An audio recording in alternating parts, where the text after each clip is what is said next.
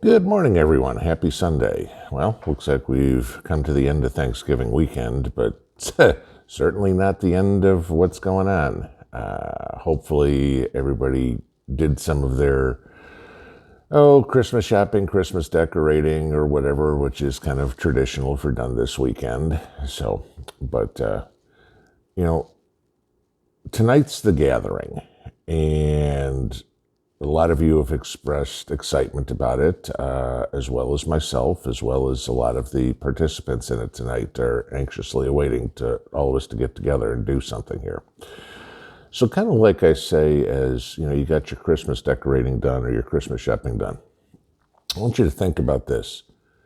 If we don't do something, this might be the last time you can do this, okay? It might be the last time you can put presents under the tree or, look forward to spending, the holidays and watching, kids open presents or whatever, or putting lights up on the tree or the house or the apartment window or whatever it would be.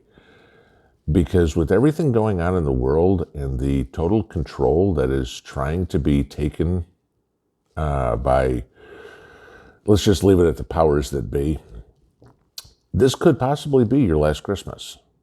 And that in itself is a scary thought. Okay. So I want to go back here for a bit. And y'all know I kind of like to correlate what's going on today with what's happened in the past in history. So not familiar, or I'm not sure if y'all are familiar with someone by the name of Edmund Burke. Okay. Edmund Burke was an Irish political philosopher. He served as a member of Parliament between 1766 and 1794. He was a Whig politician, a statesman, and often referred to as the father of conservatism. Okay. Now, if that time frame rings a bell, Burke was a member of Parliament during the Revolutionary War. But even though he was a member of British Parliament, he was strongly against war with the colonists. Okay. Why? And I want you to relate this to what's going on now, okay? It wasn't even the temporary force, uncertainty, impairment, or even experience that Burke cited as the number one reason he wanted to avoid war with the Americans. Rather, it was the character of the American people, okay? His quote, "In the character of Americans, a love for freedom is the predominating feature which marks and distinguishes the whole. This fierce spirit of liberty is stronger in the English colonies, probably, than in any other people of earth. These men are acute, inquisitive, dexterous, prompt in attack, ready in defense, and full of resources." Who does that sound like? He just described in somewhere around 1770, I think this quote was from 1775 actually, the American spirit that has existed for 250 years, okay? Americans have always stood up for what they believe in, have always fought for what was right. Now is no different, okay? Our forefathers did this in the Civil War, World War I, World War II, Korea, Vietnam, the Gulf, Iraq and Afghanistan. We fight for what's right, okay? And a lot of times, at least on a financial side of things, we don't get anything for it. We're fighting for an ideal, not like most wars are fought for some sort of resource, okay? In this upcoming war, we are going to be the soldiers. And again, as typical of Americans, we're going to be fighting for an ideal, all right? We're not fighting to take land from some other country or oil or gold or anything like that. We're fighting for a way of life. And that's typically what Americans stand up for more than anything else, okay? But going back to Edmund Burke, okay? Another quote of his: "The people never give up their liberties but under some delusion. Sheep, okay? The delusion that has been put upon us with all this, oh, we need to shut down the world and, we're going to close all the businesses. But because we're going to do that, we need you to stay at home, restrict your movement. We need you to wear a mask. Okay. Again, Nostradamus-like here, people giving up their liberties under delusion. Okay.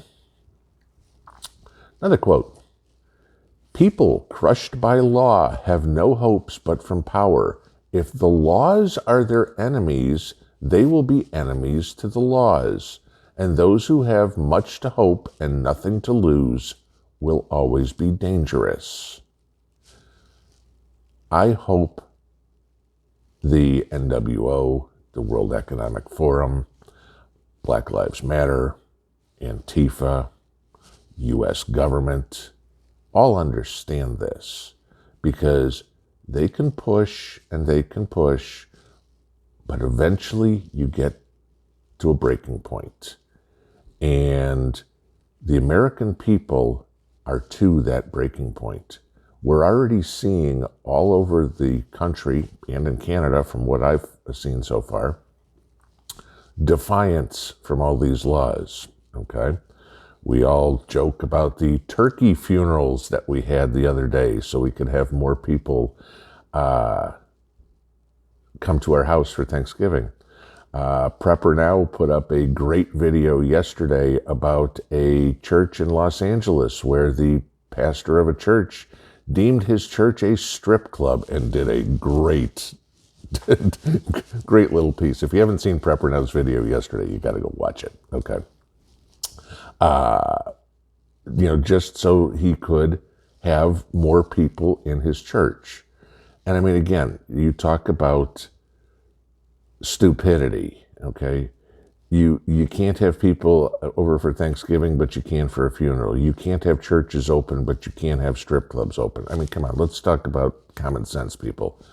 And I understand we're talking about politicians, and I mean, the two shall never meet, okay?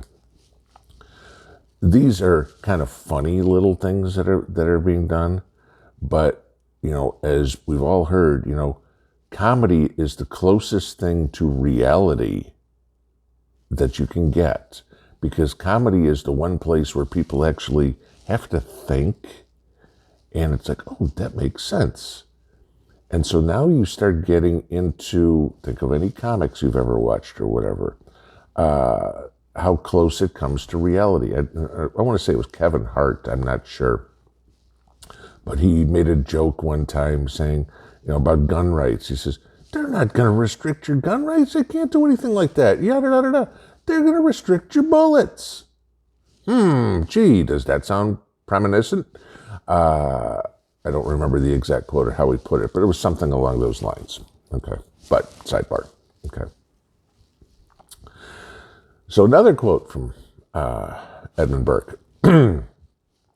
When bad men combine, the good must associate, else they will fall, one by one, an unpitied sacrifice in a contemptible struggle. Okay?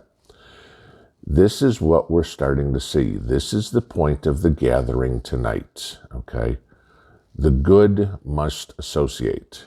The good being us to start. The good being you and me. Everybody on the other side of this video.